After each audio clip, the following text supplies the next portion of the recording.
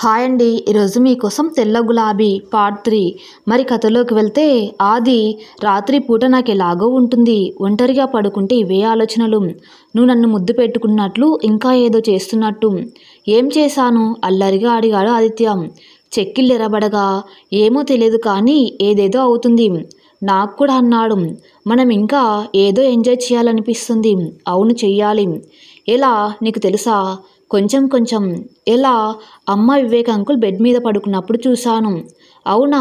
ఆశ్చర్యంగా చూసింది ప్రఖ్య. ఆంటీకి కూడా లవ్ అఫేర్ ఉందా? ఏం మీ అమ్మకు కూడా ఉందా?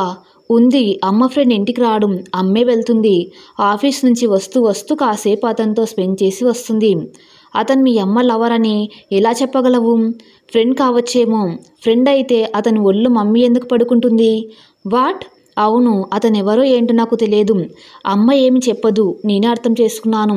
ఎప్పుడన్నా ఒకసారి మా ఇంటికి వస్తాడు. వచ్చినప్పుడు ఇద్దరు జోక్స్ వేసుకుంటారు. మధ్య మధ్య అమ్మని కిస్ చేస్తాడు. నాకు అంతే. మా అమ్మ కూడా నాకేం చెప్పలేదు. ఎందుకంటే వివేక్ అంకుల్ వచ్చినప్పుడు అమ్మ వేరుగా ఉంటుంది. చాలా హ్యాపీగా, యాక్టివ్గా ఉంటుంది. నేను మెలకువగా ఉన్నంతసేపు వారిద్దరు టీవీ చూస్తూ కూర్చుంటారు. నన్ను త్వరగా పడుకో ఆది అంటూ ఉంటుందమ్మా. నేను పడుకోగానే ఇద్దరు అమ్మ బెడ్రూమ్లోకి వెళ్ళిపోతారు. ఒకరోజు నేను నిద్రలోంచి అర్ధరాత్రి లేచి మంచినీళ్ళ కోసం హాల్లోకి వెళ్ళాను. అమ్మ గదిలోంచి మాటలు వినిపిస్తుంటే కీ హోల్లోంచి చూశాను. ఏం చేశారు? ఆదిత్య చిలిపిగా చూశాడు. చెప్పను, అలా చెయ్యగలను. అమ్మో! గుండెల మీద చెయ్యేసుకుంది ప్రఖ్య. తప్పు, మనం చిన్నవాళ్ళం. అలాంటి పనులు చేయకూడదు. అలాంటి పనులంటే తెలుసా నీకు? ప్రఖ్య సిగ్గుతో మొహానికి చేతులు అడ్డు పెట్టుకుని తల ఊపింది తెలుసు అన్నట్టు. ఎలా? చీపో, నేను చెప్పను. ప్లీజ్ చెప్పవా? లాస్ట్ టైం ఎగ్జామ్స్ టైంలో నైట్ చదువుకుంటూ బోర్ కొట్టి కాసేపు టీవీ చూశాను. అందులో చూపించారు. శృంగార దేవోభవాని కార్యక్రమంలో చాలా చాలా చూపించారు. ఆ రాత్రి నాకు అసలు నిద్ర పట్టలేదు తెలుసా? నేను చూశాను ఆ ప్రోగ్రాం. మనం కలిసి చూద్దామా ఎప్పుడన్నా? ఎప్పుడు? నువ్వే చెప్పు. ఒకరోజు మా అమ్మని మీ అమ్మని ఒక దగ్గర ఉంచి మనం చదువుకుంటామని చెబుదాం. అప్పుడు చూడవచ్చు. అప్పటిదాకానా? నాకు అలాగే అనిపిస్తుంది. ఇద్దరం ఆ ప్రోగ్రాం చూస్తూ అబ్బా తలుచుకుంటేనే ఒళ్ళంతా మైకం కమ్మేస్తుంది. ఏయ్ నాకోసారి. ఏంటి? రెట్టిచ్చింది ప్రఖ్య. ఆదిత్య కొద్దిగా ఆమె వైపు వంగి నెమ్మదిగా అన్నాడు. నాకోసారి చూపించవా? ఒక్కసారిగా 100 వోల్ట్ల విద్యుత్ షాక్ తగిలినట్లు నరాలన్నీ జివ్వుమని లాగాయి ప్రఖ్యకి. చీపో, నేను వెళ్తున్నాను. చటుక్కున లేచి గిరుక్కున వెనక్కి తిరిగి పరిగెత్తింది. ఆదిత్య, ఏ ప్రఖ్య ఆగు అంటూ వెనకాలే వెళ్ళి ఆపేశాడు. ఎలా వెళ్తావు? నడిచా అడిగాడు వెనక నుంచి జడ పట్టుకొని ఆపుతూ. నువ్వన్నీ పిచ్చి మాటలు మాట్లాడుతున్నావు బుంగమూత్తో అంది ప్రఖ్య. ఈ మాటలు మాట్లాడుకోవడానికేగా మనం పార్కుకి వచ్చాం. అయితే ఏం నీకు బాగలేదా నేను ఇలా మాట్లాడుతుంటే? ప్రఖ్య మాట్లాడలేదు. చెప్పు, బాగలేదా? రెట్టించాడు. నేను చెప్పను. పద వెళ్ళిపోదాం. బండి తీసుకురా. నువ్వు చెప్పు, బాగుందా బాలేదా? చాలా బాగుంది. అందుకే చెప్తానా కబుర్లు. ఉండు, బండి తెస్తాను అంటూ పార్కింగ్ ప్లేస్కి వెళ్ళిపోయాడు ఆదిత్య.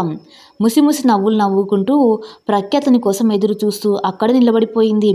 ఆ రోజు ఆదిత్య బాల్కనీలో కూర్చొని చదువుకుంటున్నాడు. నిజానికి చదువుకోవడానికి ప్రయత్నిస్తున్నాడు కానీ పుస్తకం చేతిలో ఉంది. కళ్ళు పుస్తకంలోని పాఠం మీద ఉన్నాయి. కానీ మనసంతా గందరగోళంగా ఉంది. ఏదో కావాలన్న ఆరాటం, ఏదో చేయాలన్న తపన. ఏం చేయాలో తెలియని అయోమయం. ఏం చేయలేకపోతున్నానని నిస్సహాయత. మెదడు స్టోర్ రూమ్లా ఉంది. పనికిరాని సామానంతా అడ్డుదిడ్డంగా పడేసినట్టు తలాతోక లేని ఆలోచనలు పిచ్చి పిచ్చిగా మెదడులో రోద చేస్తున్నాయి. దయ్యాలన్నీ కలిసి మూకుమ్మడిగా వికృతమైన నృత్యాలు చేస్తున్నట్టుగా ఉంది. గందరగోళంగా ఉంది. ఐఐటి పరీక్షలు దగ్గరకు వస్తున్నాయి. ఇద్దరు కూడా ఐఐటి ఎంసెట్ రెండింటికి ప్రిపేర్ అవుతున్నారు. ఒక వంక పరీక్షలు వస్తున్నాయన్న టెన్షన్, మరోపక్క కాంక్షతో రగిలిపోతున్న శరీరం. ఆలోచనల నిండా ప్రఖ్య నిండిపోయి ఉంది. ఇప్పుడు ప్రఖ్య ఎప్పట్లా మంచి స్నేహితురాలు కాదు. కేవలం అందమైన ఆడపిల్లలా కనిపిస్తుంది. ఎదుగుతున్న గుండెలు, పొంకం సంతరించుకుంటున్న అవయవాలు అరవిరిసిన గులాబీలా అద్భుతంగా కనిపిస్తుంది. ఆమె అణువణువు సృష్టించాలని, ఆమె నలిపేయాలని అనిపిస్తుంది. ప్రఖ్య కూడా అతనికి సహకరించడంతో అతనితో కొత్త ఆలోచనలకు, భావాలకు ఆమె ప్రోత్సహించినట్టుగా తనే చేతకాని వాడిలా అనిపిస్తుంది. ఆదిత్యకి ఇప్పుడు తనకి మార్గం చూపించే మార్గదర్శి ఒక్క వివేక్ మాత్రమే అనిపిస్తుంది. అతనికి తెలుసు, వివేక్ వస్తే శిరీష పురి విప్పిన మయూరం అవుతుంది. తన ముందు పుల్లా కనిపించే అమ్మ వివేక్ సమక్షంలో నెమలి ఎందుకు అవుతుందో ఇప్పుడిప్పుడే అర్థమవుతుంది. వారిద్దరి మధ్య స్నేహం కాక మరేదో ఉందని తెలుసు. తనకి అమ్మకి మధ్యలో అతను ఉండటం జీర్ణించుకోలేక అతని మీద అకారణ ద్వేషం పెంచుకుంటున్నాడు. అతని ఇంటికి రాగానే ఆదిత్య మొహం ముడుచుకుపోతుంది. ఎప్పుడు వెళ్ళిపోతాడా అని ఎదురు చూస్తూ ఉంటాడు. అతను రాగానే తన గదిలోకి వెళ్ళిపోయి తలుపేసుకునే ఆదిత్య ఇప్పుడు వివేక్ కోసం ఎదురు చూస్తున్నాడు. 10 రోజుల నుంచి వివేక్ ఎందుకు రావటం లేదో శిరీషని అడగాలని చాలాసార్లు ప్రయత్నించి అడగకుండా వెనక్కి వచ్చేశాడు. ఇప్పుడు వివేక్ రాక కోసం శిరీష కన్నా ఆదిత్య ఎక్కువ ఉత్సాహంగా ఎదురు చూస్తున్నాడు. అతను రాగానే శిరీష ఆదిత్యను గదిలోకి వెళ్ళిపోయి చదువుకో, నీకు డిస్టర్బెన్స్ ఇక్కడ అంటూ ఆదిత్యని గదిలోకి పంపించేస్తుంది. 8-8:30 కాగానే ఆదిత్యకు ఒకటికి డిన్నర్ పెట్టేస్తుంది. నేను అంకుల్ తింటాం, నువ్వు తినేసి చదువుకో అని డిన్నర్ చేయగానే మళ్ళీ గదిలోకి తోసేసినంత పనిచేస్తుంది. తల్లితో కలిసి అన్నం తినాలని, ఎప్పుడన్నా తల్లి తనకి తినిపించాలని అనిపిస్తుంది ఆదిత్యకి. కానీ ఆ ఆటలేం సాగనివ్వదు శిరీష. ఎప్పుడు చూపులతో మాటలతో కూడా ఆమె దూరం నిలబెడుతుంది. తనకి తల్లికి ఉన్న దూరం ఆదిత్యకి నచ్చదు. ఇంట్లో ఉన్నది ఇద్దరే కదా, ఇద్దరి మధ్య ఈ దూరం ఏంటో అనిపిస్తుంది. అయితే వివేక్తో ఉన్నప్పుడు ఆమెలో మరో శిరీషను చూస్తాడు. అప్పుడు ఆమెలో తల్లి కనిపించదు. ఎడతెగని కబుర్లు చెప్పుకుంటారిద్దరు. ఇద్దరు కలిసి సరదాగా భోజనం చేస్తారు. మధ్య మధ్య పకపక నవ్వులు, ఏవో జోక్స్ వేసుకుంటూ. అవన్నీ చూస్తుంటే తల్లి మీద చాలా కోపం వస్తూ ఉంటుంది ఆదిత్యకి. ఇంత సరదాగా అమ్మ నాతో ఎందుకుండదు అనుకుంటాడు. ఒక్కోసారి వాళ్ళ ఆనందం చూడలేక త్వరగా నిద్రలోకి జారుకుంటాడు. అయితే అర్ధరాత్రి బాత్రూంకి వెళ్ళడానికో మంచినీళ్ళ కోసమో లేచి హాల్లోకి వచ్చిన 2-3 సార్లు శిరీష గది తలుపులు మూసి ఉండటం చూశాడు. ఆ రోజు వివేక్ వచ్చిన రోజు అవటం కూడా తెలుసు. కానీ తను లేచేటప్పటికి వివేక్ లేచి వెళ్ళిపోవటంతో తెల్లవారాక అతను రాత్రి అక్కడ ఉండిపోయాడన్న విషయం ఆదిత్యకు తెలియదని అనుకుంటుంది శిరీష. నిజానికి ఆ విషయం అప్పుడు సీరియస్గా తీసుకోలేదు ఆదిత్య. కానీ ఇప్పుడు ఆ విషయమే ఆదిత్య మదిలో మెలుగుతుంది. మూసుకున్న తలుపుల వెనక ఏం జరుగుతుందో తెలుసుకోవడానికి చాలా ఉద్విగ్నంగా ఎదురు చూస్తున్నాడు. స్త్రీ పురుషుల మధ్య జరిగే శారీరక చర్య గురించి తనకు తెలియజేసే గురువు కేవలం వివేక్ ఒక్కడే. ఆదిత్య అసహనంగా పుస్తకాల్లోంచి తల తిప్పి రోడ్డు మీదకి చూశాడు. కుర్రాళ్ళు ఆడుకుంటున్నారు. ఇప్పుడు అతనికి ఇది వరకులా తను ఆడుకోవడానికి వెళ్ళాలన్న కోరిక లేదు. జీవితంలో అతి ముఖ్యమైన గొప్ప విషయం తెలుసుకోవాలి. ఆ తెలుసుకున్న విషయం ప్రఖ్యకి తెలియజేయాలి. వివేక్ నుంచి ప్రాక్టికల్గా కొన్ని ప్రాణాలు నేర్చుకోవాలి.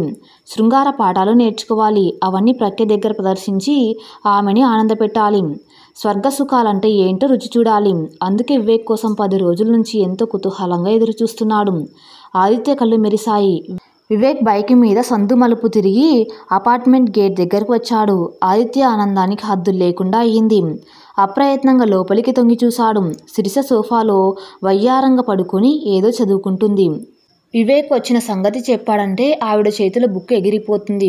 గాంభీర్యం చెదిరిపోతుంది. మొహంలో వెలుగు, నవ్వు నిండిపోతాయి. ఆదిత్యలో హుషారు ఎక్కువైంది. చదువు మీద శ్రద్ధ పోయింది. పుస్తకం కుర్చీలో పెట్టేసి లేచాడు. వివేక్ ఇంట్లోకి వచ్చాక ఏం జరుగుతుందో తలుచుకుంటే నరాలన్నీ తీగల లాగుతున్నాయి. చూడాలి, ఎట్టి పరిస్థితి వాళ్ళేం చేస్తారో చూడాలి. లోపలికి వెళ్ళాడు. అమ్మా, అంకుల్ వచ్చాడు అన్నాడు. శిరీష పుస్తకంలోంచి తలెత్తి ఆదిత్య వైపు ఆశ్చర్యంగా చూసింది. ఏ అంకుల్? విస్మయంగా అడిగింది. ఇంకే అంకుల్, వివేక్ అంకుల్. ఎన్నడూ లేనిది ఇవాళ ఆదిత్యకెందుకు ఇంత సంతోషం? వివేక్ని చూస్తూనే మొహం ముడుచుకునే ఆదిత్య ఇంత హుషారుగా అతని రాక గురించి తనకి చెప్తున్నాడంటే. అయితే నీకేంటిరా, నీకెందుకు సంతోషం? చిత్రంగా చూస్తూ అడిగింది. చాలా రోజులైంది కదమ్మా అంకుల్ వచ్చి, అందుకే. 10 రోజులు వివేక్ రాకపోతే ఆదిత్య అతన్ని మిస్ అయ్యాడా? వివేక్ పట్ల ఆదిత్య మనసులో ఏదన్నా అనుబంధం, ఆత్మీయత, దగ్గరతనం ఏర్పడి ఉంటాయా? ఎంతైనా వాడు చిన్నవాడే. వాడికి తండ్రి ప్రేమ కావాలనిపిస్తుంది. అది వివేక్ దగ్గర లభిస్తుందన్న ఆశ, నమ్మకమో లేకపోతే వివేక్ కోసం ఎందుకింతగా ఎదురు చూస్తాడు? వివేక్ని చూడగానే ఎందుకింతగా ఎగ్జైట్ అయ్యాడు? ఆదిత్యకి వివేక్ అంటే ఇష్టం లేదనే అభిప్రాయంతో ఇంతకాలం నుంచి తను వివేక్కి తనకి ఉన్న అనుబంధం గురించి ఆదిత్య దగ్గర దాచింది. కేవలం వివేక్ తన స్నేహితుడిగానే ఆదిత్యకి చెప్పింది. అంటే ఆదిత్య ఆమె పెదవులు చిరునవ్వుతో విచ్చుకున్నాయి. ఎంతటి సుదినం! ఆదిత్యకి తాను చెప్పే అవసరం లేకుండా వాడంతటా వాడి జీవితంలోకి ఆహ్వానిస్తే అంతకన్నా తనకేం కావాలి? సందేహంగా చూస్తున్న ఆదిత్య వైపు ఆప్యాయంగా చూస్తూ దగ్గరకు రమ్మన్నట్టు తలాడించింది. ఆదిత్య సోఫా దగ్గరకు నడిచాడు. శిరీష సరిగ్గా సర్దుకుని కూర్చుంటూ ఆదిత్య నుదుటి మీద జుట్టు సవరిస్తూ అడిగింది. అంకుల్ని మిస్ అయ్యావా? ఆదిత్య అవునన్నట్టు తలాడించాడు. నవ్వింది శిరీష.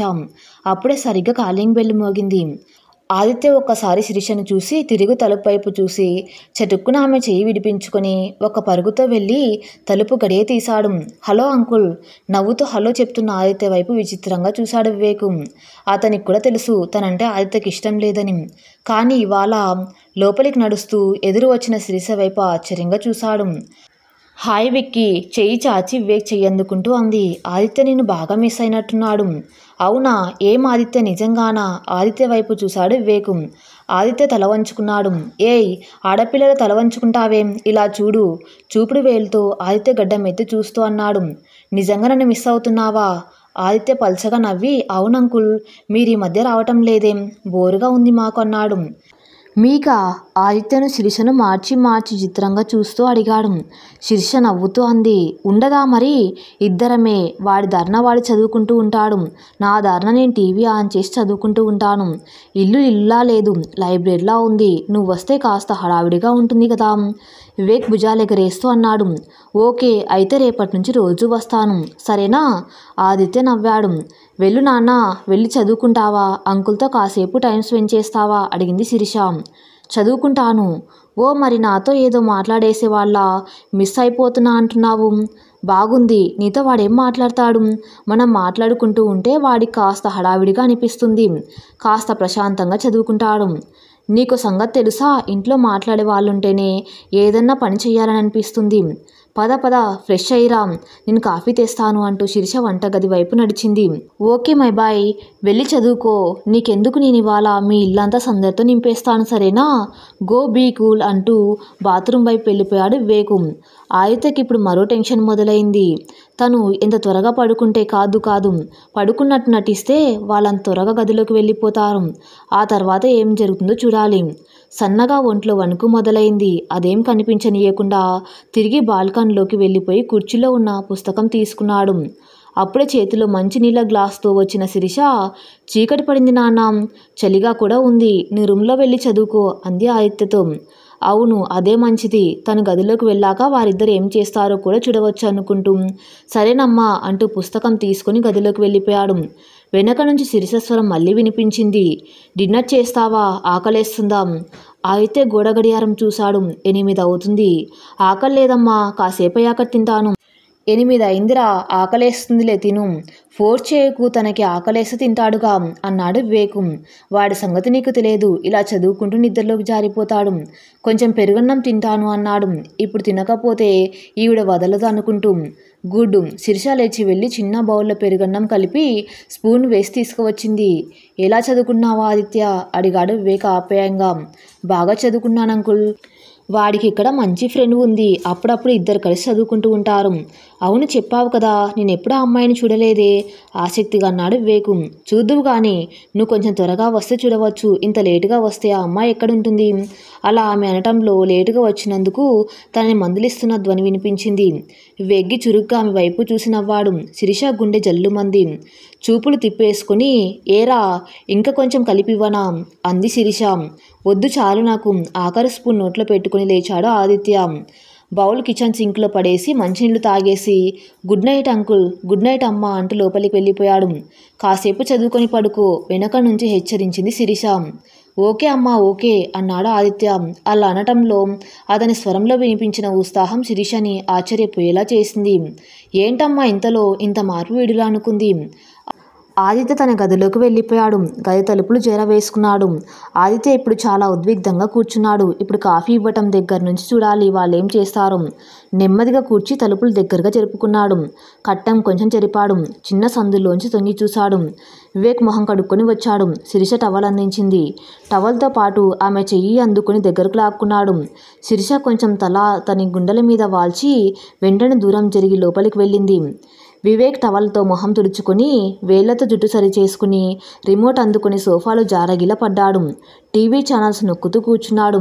శిరీష కాఫీ కప్పులతో వచ్చింది. కప్పులు టీపాయ్ మీద పెట్టి సోఫాలో వివేక్ పక్కన కూర్చుని కాఫీ కప్పు అతనికొకటి అందించింది. తనొకటి తీసుకుంది. వివేక్ నవ్వి ఏదో అన్నాడు. థ్యాంక్ యూ అన్నట్టున్నాడు అనుకున్నాడు ఆదిత్య. అతని లిప్ మూమెంట్ చూసి ఎడం చేత్తో శిరీషను దగ్గరకు లాక్కున్నాడు వివేకు. శిరీష గోమగా ఏదో అంటుంది. ఏమంటుంది? 10 రోజుల నుంచి ఎందుకు రాలేదు అని అడుగుతుందేమో.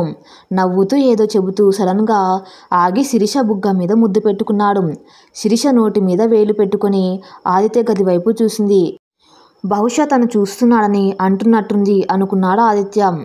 ఆదిత్య రక్తం వేడెక్కిపోతుంది. తను త్వరగా పడుకుంటే వాళ్ళు కూడా గదిలోకి వెళ్ళిపోతారేమో. పడుకుంటే మరి 8:30. అబ్బా, ఇంకా ఏదన్నా వాళ్ళు చేస్తే బాగుండు. ఆదిత్య మనసు చదువు మీదకి పోలేదు. ప్రఖ్యతో మాట్లాడాలనిపించింది. ఎలా? ఇప్పుడు ప్రఖ్య వాళ్ళ ఇంటికి వెళితే వీళ్ళేం చేస్తారో తనకి తెలియదు. వెళ్ళకపోతే ఎలా? తనతో మాట్లాడాలనిపిస్తుంది. తన దగ్గర సెల్ ఫోన్ కూడా లేదు. ఉంటే ఎంచక్క చాటింగ్ చేసేవాళ్ళు. ఐడియా. ఆదిత్య చటుక్కున గదిలోంచి బయటకు వచ్చాడు. శిరీష వివేక్ దూరం జరిగింది. అమ్మా, నాకు కొన్ని డౌట్స్ ఉన్నాయి. ప్రఖ్యకి ఫోన్ చేయాలన్నాడు. శిరీష తన సెల్ ఫోన్ తీస్తూ ఇదిగో మాట్లాడు అంది. థ్యాంక్ యూ అమ్మా. వెలిగిపోతున్న మొహంతో ఫోన్ తీసుకుని లోపలికి వెళ్ళిపోయాడు. గుడ్ నైట్ అమ్మా అంటూ తలుపు వేసుకున్నాడు. సెల్లో ప్రఖ్య నెంబర్ తిప్పాడు. అవతల నుంచి ప్రఖ్య స్వరం వెంటనే వినిపించింది. హలో, హాయ్ ప్రఖ్య, నేను నీతో విషయం చెప్పనా?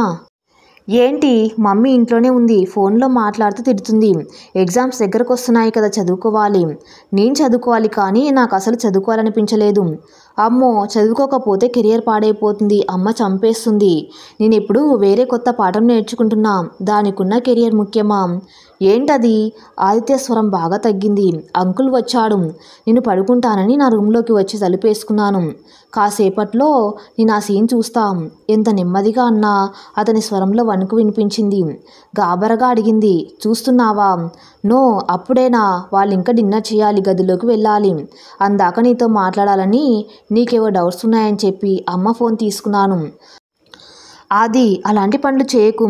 ఆంటీకి తెలిసిందంటే డేంజర్. ఫోన్ పెట్టేయి, మమ్మీ పిలుస్తుంది. నీకు అది వద్దా? ఆది ప్లీజ్ కంపిస్తున్న స్వరంతో అంది ప్రఖ్య. నాకు అదే కాదు, ఇంకా ఏదో కావాలి, కానీ మమ్మీకి తెలిసిందంటే నన్ను చంపేస్తుంది. సరే, రేపు మీ అమ్మని మా అమ్మని సినిమాకి పంపించేద్దాం. మనిద్దరం. తలుచుకుంటేనే నా ఒళ్ళు జీవమంటుంది. అబ్బా, ఎప్పుడు వస్తుందో ఆ మూమెంటు. మమ్మీ వస్తుంది, పెట్టేయి. అకస్మాత్తుగా ఫోన్ డిస్కనెక్ట్ అవ్వటంతో ఆదిత్య షర్ట్ అంటూ సెల్ మంచం మీద పడేశాడు. ఏం చేయాలో తోచలేదు. శబ్దం చేయకుండా తలుపు దగ్గరగా నడిచి కీ హోల్లోంచి ఒక కన్నుతో తొంగి చూశాడు. శిరీష వివేక్ డైనింగ్ టేబుల్ దగ్గర పక్కపక్కనే కూర్చొని భోజనం చేస్తున్నారు. శిరీష నోట్లో చపాతీ ముక్క పెట్టి అది తన నోటితో అందుకుంటున్నాడు వివేకు. ఆదిత్య నరాలన్నీ కరెంటు తీగలుగా మారి విద్యుత్ ప్రవహిస్తున్నట్లు అయింది. ఇంకా ఏం చేస్తాడో అన్నట్టు అలాగే చూడసాగాడు. శిరీష కూడా చిన్న ముక్క తుంచి వివేక్ నోటికి అందించింది. ఇద్దరు నవ్వుకున్నారు. వివేక్ శిరీషని ఎడం చేత్తో కొంచెం దగ్గరికి తీసుకున్నాడు. శిరీష అతని భుజం మీద తల పెట్టుకొని అతని నోటికి అందిస్తున్న చపాతి తింటుంది. ఆదిత్య నిలబడ్డలేనట్టు మంచం మీద వెళ్ళకిలా వాలిపోయాడు. అతనికి అమాంతం ప్రఖ్య దగ్గరికి పరిగెత్తుకొని వెళ్ళి ఆమెని నిలువెల్లా నలిపేయాలని ఉంది. ఇంకా ఏదో వాళ్ళిద్దరూ బెడ్రూమ్లోకి వెళ్ళే సమయం కోసం అసహనంగా ఎదురు చూడసాగాడు. అతనికి పిచ్చెక్కినట్లుగా ఉంది. ఏదో చేయాలి, ఏం చేయాలి? మంచం మీద వెర్రిగా దొర్లసాగాడు. కాసేపట్లో హాల్లో లైట్లు ఆరిపోయాయి. శిరీష స్వరం తన గది దగ్గరగా వినిపించింది. ఆది. ఆదిత్య పలకలేదు. పడుకున్నట్టున్నాడు అంటుంది శిరీష. వివేక్ స్వరం వినిపించలేదు. ఆదిత్య నిశ్శబ్దంగా ఉండిపోయాడు. కొన్ని క్షణాల్లో శిరీష గది తలుపులు వేసిన శబ్దం వినిపించింది. ఆదిత్య ఆగలేదు. గబగబా రీడింగ్ టేబుల్ శిరీష గది వెంటిలేటర్ వైపు నెమ్మదిగా జరిపాడు. దాని మీద కుర్చీ వేశాడు. హైట్ చూసుకున్నాడు. తప్పకుండా కనిపిస్తుంది. ఒక్కసారి కుర్చీ కదిలించాడు. అమ్మయ్యా, పడదులే అనుకుంటూ నెమ్మదిగా కుర్చీ ఎక్కాడు. ఇప్పుడు శిరీష గదిలో బెడ్ లైట్ వెలుగులో అస్పష్టంగా కనిపిస్తున్న ఇద్దరు. బెడ్ మీద వివేక్ పడుకుని ఉన్నాడు. అతని మీద శిరీష వాలిపోయి ఉంది. వివేక్ చేతులు రెండు ఆమె నడుం మీద వేసి దగ్గరగా హత్తుకున్నాడు. వాళ్ళేదో గుసగుస మాట్లాడుకుంటూ ఉన్నారు. శిరీష పక్కపక్క నవ్వింది. వివేక్ ఆమెను ముద్దు పెట్టుకున్నాడు. శిరీష పక్కకు వాలింది. వివేక్ ఆమె మీదకు వాలాడు. ఆదిత్య చటుక్కున కళ్ళు మూసుకున్నాడు. అతని కాళ్ళలో వణుకు మొదలైంది. ఏ క్షణానైనా కింద పడిపోవచ్చుననిపించింది. అచేతనంగా కుర్చీలో కూలబడిపోయాడు. నిలువెల్లా శరీరం కంపిస్తుంది. ఇప్పుడు అతని శరీరంలో కామం లేదు, కోరిక లేదు. అక్కడేం జరుగుతుందో చూడాలన్న కాంక్ష కూడా లేదు. రెండు చేతుల్లో తల పట్టుకున్నాడు.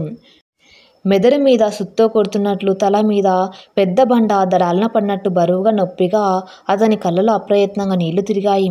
కొన్ని నిమిషాల్లోనే ప్రవాహంలా కన్నీరు కారసాగింది. చూడకూడని ఏదో చూస్తున్నట్టు, తనేదో చేయరాని పాపం చేస్తున్నట్టు అనిపించసాగింది. అమ్మ, నిండుగా చీరతో కనిపించే అమ్మ, చిరునవ్వుతో అతని గుండెలకి హత్తుకునే అమ్మ.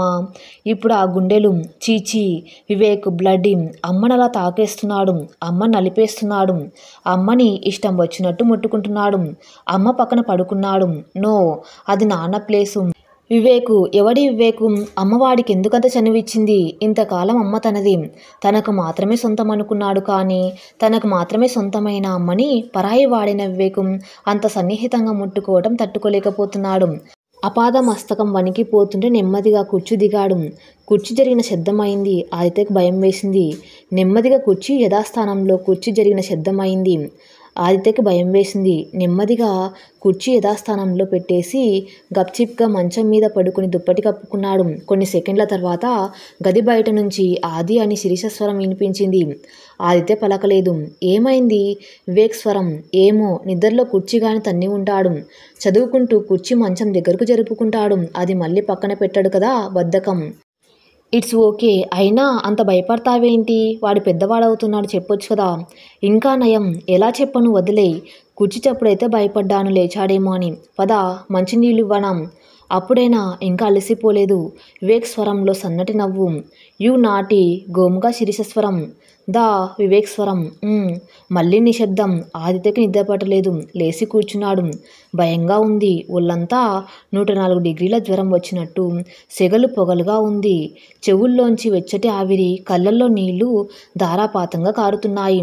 గొంతు ఎండిపోతున్నట్టుగా ఉంది. దాహంగా ఉంది. తను పడుకున్నప్పుడు వాటర్ బాటిల్ గదిలో పెట్టుకున్నాడు. కానీ ఇవాళ పెట్టుకోలేదు. బయటికి వెళ్ళాలంటే భయంగా ఉంది. ఆదిత్య అలాగే కూర్చున్నాడు. దాదాపు 15 నిమిషాలు గడిచాయి. దాహంతో గొంతు ఆర్చుకుపోయింది. ఈ పాటికి వారిద్దరూ నిద్రపోయి ఉండవచ్చేమో. ఆదిత్య నెమ్మదిగా మంచం దిగాడు. అంతకన్నా నెమ్మదిగా తలుపు తీసుకుని బయటకు వచ్చాడు. అంతా నిశ్శబ్దంగా ఉంది. ఫ్రిడ్జ్ దగ్గరగా నడిచి బాటిల్ తీసుకున్నాడు. తిరిగి నెమ్మదిగా ఫ్రిడ్జ్ డోర్ వేసేసి అడుగు వేసుకుంటూ గదివైపు నడిచిన వాడు ఒక్క క్షణం ఆగి వెనక్కి తిరిగాడు. 2-3 సెకండ్లు సందేహంతో ఆగి నెమ్మదిగా నడుస్తూ శిరీష గది వైపు నడిచాడు. అక్కడే కొన్ని క్షణాలు తచ్చాడి తిరిగి తన గదివైపు గబాగబా నడిచి లోపలికి వెళ్ళిపోయి తలుపు వేసుకుని మంచం మీద వాలిపోయాడు. కానీ తెల్లవారుజామున 4 అయిందాకా ఆదిత్య కంటి మీద కునుకులేదు. ఈ కథ ఇంకా నెక్స్ట్ పార్ట్లో కొనసాగించబడుతుంది. నెక్స్ట్ పార్ట్ కోసం నా ఛానల్ని ఫాలో అవుతూ ఉండండి. Thank you for listening.